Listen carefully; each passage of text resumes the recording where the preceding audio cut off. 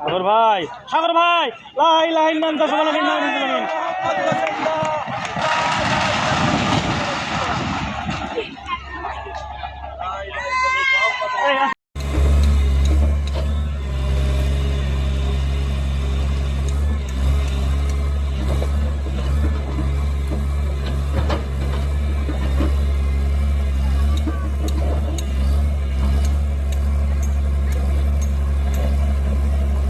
মহামান্য হাইকোর্টের একটি নির্দেশনা ছিল যে গাইবান্ধা জেলাতে যে অবৈধ ইটভাটাগুলো রয়েছে সেগুলো অপসারণের জন্য মহামান্য হাইকোর্টের নির্দেশনা মোতাবেক আমরা আমাদের কার্যক্রম পরিচালনা করেছি এবং এই অবৈধ ইটভাটাগুলো যেগুলো রয়েছে সেগুলো ওর বিরুদ্ধে আমাদের এই অভিযান চলমান থাকবে। ধন্যবাদ।